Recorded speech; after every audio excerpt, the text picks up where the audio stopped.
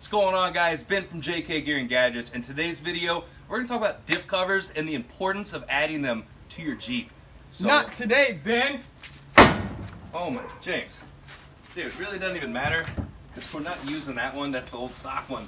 We're actually bringing this heavy-duty Barnes one. Not today again! Good luck. Literally no damage done to it. Alright guys, so I hope you enjoyed that intro. I'm trying to bring back some humor into the channel. The past few episodes I've been extremely busy and just trying to catch up with all this Jeep stuff. So I've been pressed for time, but now we're back in the zone. In this video, we're installing a Barnes Heavy Duty Differential cover. This is their Dana 44 Ultra 100 series. What that means, the Ultra 100 is actually the steel that they use to make this. So it's stronger than other steel diff covers on the market, but it's lighter. So we're gonna install this, and of course here's the stock one. I have no idea what happened to this.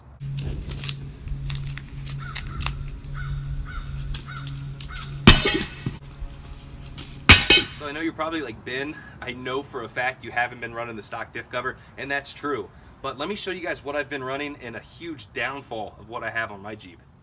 Alright, so here's my current diff cover problem. All that is gear oil because my G2 aluminum diff cover has been hit by so many rocks. You can see there's the drain plug, and that bolt is just completely shaved off. The aluminum just does not offer the off-road protection that a heavy-duty steel one does.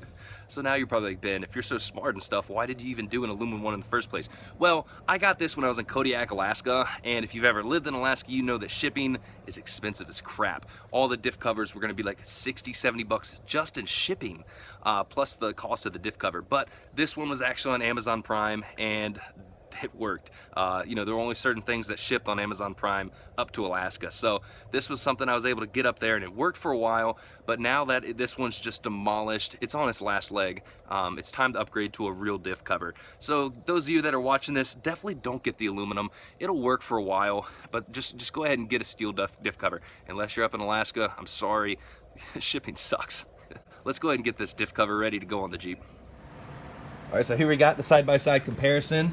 As you can tell, that lip and just the whole diff cover itself is extremely beefy compared to the factory one. This is just pretty much thin stamped metal. So it's not going to offer you any protection off-road. It's more for just holding the oil in. One big problem with these factory diff covers is the thin lip. So if you hit a rock on the bottom, you just drive by, hit it, whether it's a rock, a stump, really anything, these lips like to peel back and you're going to lose all your oil. Whereas this, there's no way you're peeling that back. So it's a great upgrade, whether you're, just somebody that likes to hit the trails for fun, or, you like rock crawling. You definitely need to go with a diff cover, just because once you lose all your oil in your diff, you're not going to know unless you see it. Once you lose that oil in your diff, your gears are going to burn up. It's just going to cause a lot of bad things to happen inside your axle. All right, so it's time to prep the diff cover.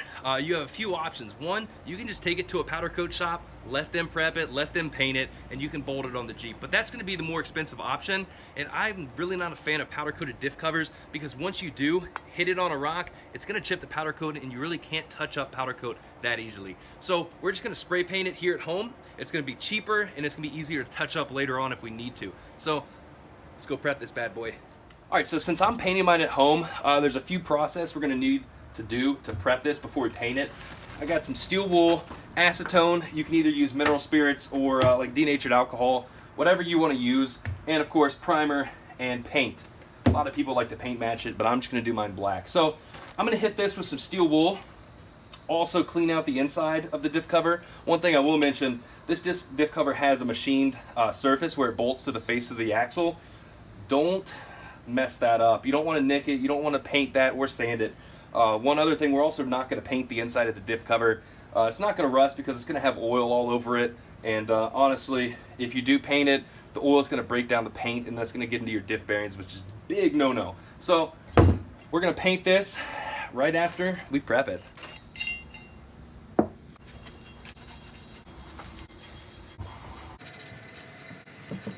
All right, so now that we brushed it out with our steel wool, we're gonna brush out any of the metal shavings or steel wool pieces that went inside the diff.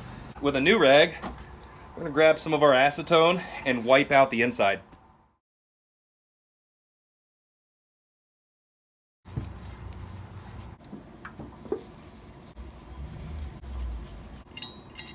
All right, so now that it's all cleaned, ready to hit it with some primer.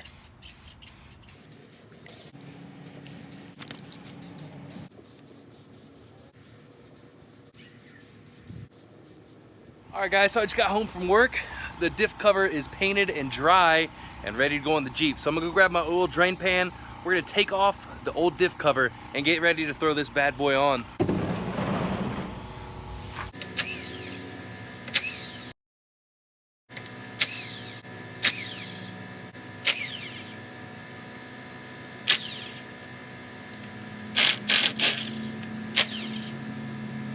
So this last bolt here on the bottom is torn up so much, it's being a huge pain in the diff to get it off because it's all messed up.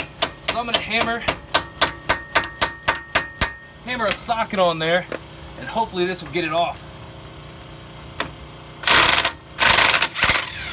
Here we go.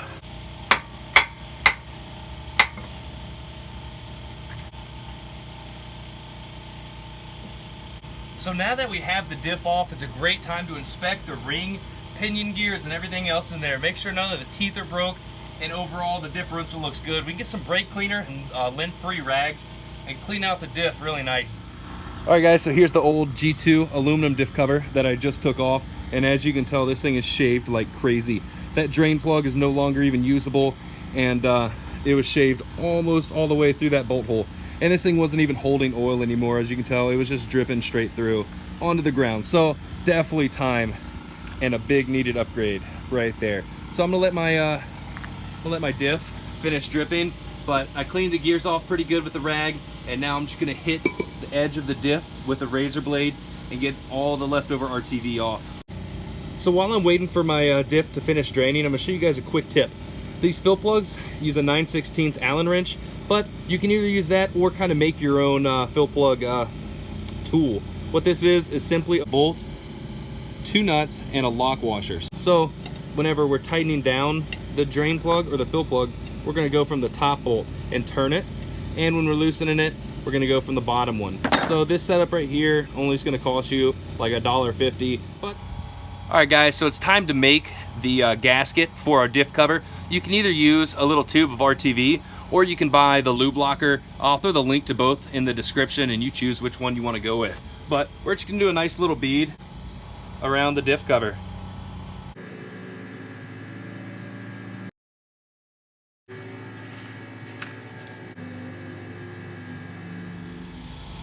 All right, so it's finally to throw the diff cover on. We're gonna grab a couple bolts that were included in the kit. Grab the diff cover, put it up, and go ahead and hand tighten 2 of the top ones just to hold in place.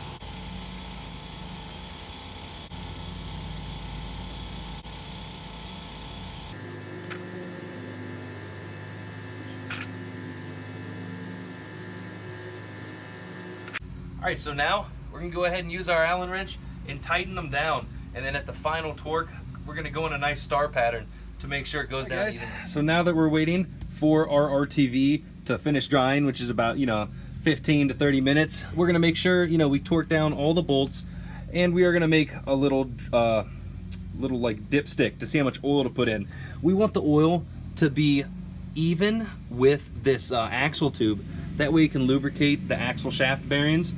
And as you can tell, the fill plug is higher than the stock location. So what I went ahead and did was made a little dipstick, and this actually goes over and is about a 1/4 inch higher than our axle tube. So I'll stick that in there to see how much we need to add. But I mean, you can almost just use your finger. As you can tell, it's about 1.5 digits. So you could just stick your finger in there and wait until you felt fluid.